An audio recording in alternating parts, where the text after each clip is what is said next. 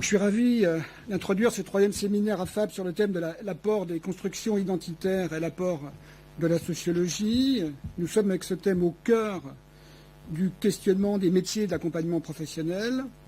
Au sein de l'AFAP, nous essayons de considérer l'individu dans sa singularité pour l'accompagner au mieux dans une perspective d'individuation réflexive.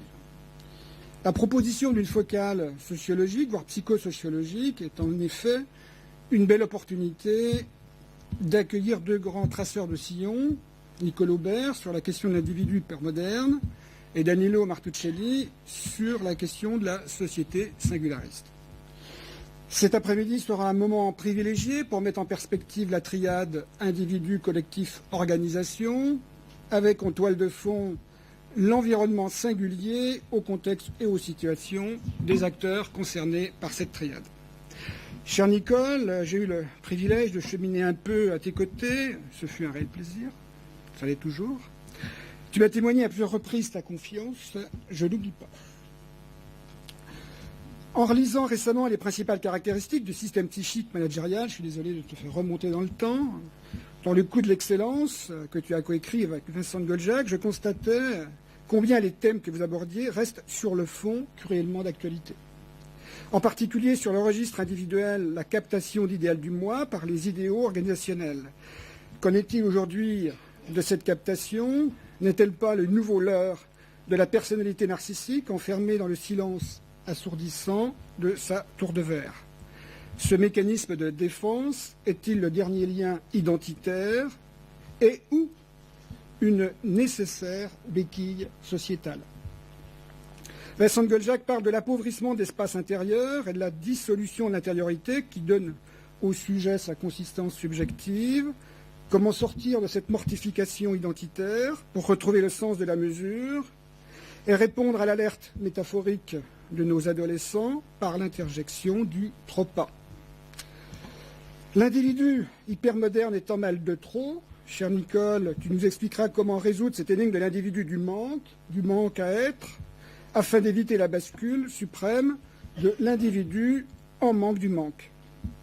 Nous sommes ici de nombreux professionnels de l'accompagnement qui ont fait le choix de se poser, dans le sens noble du terme, au sein de la FAP pour s'inscrire dans une approche réflexive via la confrontation, l'échange et ce que j'appelais tout à l'heure la mise en perspective.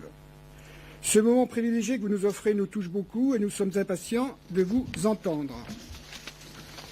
Je suis impressionné, chère Nicole, par ta ténacité et ton engagement sur la question de la modernité. Nous serons ravis que tu nous délivres quelques clés pour se repérer dans les méandres de la postmodernité, la contre-modernité, la surmodernité et bien sûr l'hypermodernité. Nous constatons que de nombreux agents ou salariés paient le prix fort de la course au temps, de la rentabilité. Le travail est présenté aujourd'hui d'abord comme un coût, il suffit d'entendre les derniers discours politiques récents. Je constate que la culpabilisation a encore de beaux jours devant elle. À ce propos, la perte de temporalité entre le penser et l'agir au plus haut sommet de notre État-nation est une belle illustration des vacillements, des ancrages symboliques sociétaux.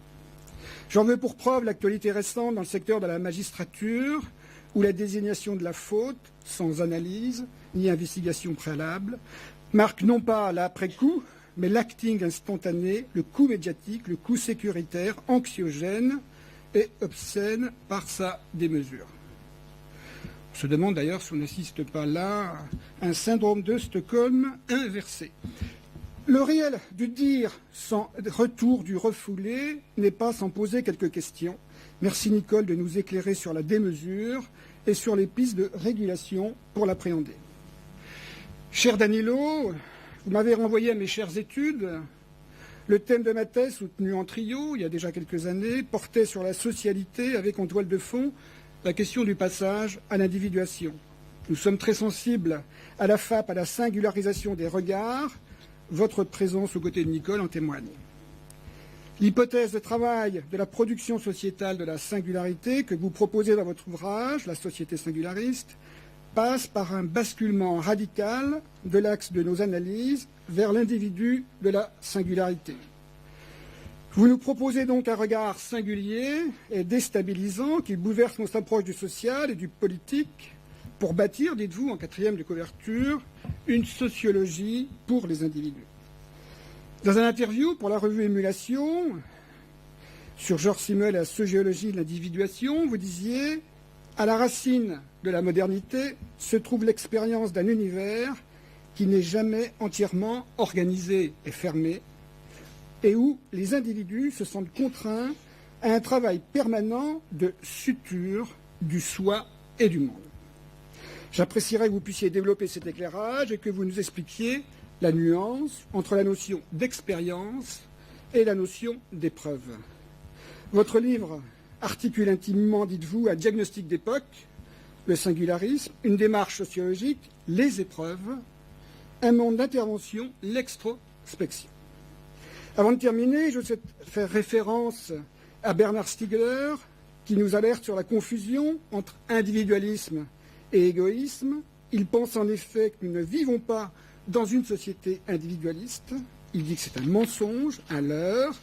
Opposer l'individuel et collectif, c'est transformer l'individuation en atomisation sociale, produisant une troupe grégaire. Et il termine son propos en citant Simondon, Gilbert.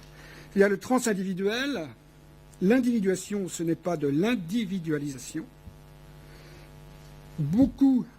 L'individualisation est le résultat de l'individuation. Je ne pense pas m'écarter beaucoup de votre thématique. Si ce petit détour attire votre attention, ce sera un ravissement.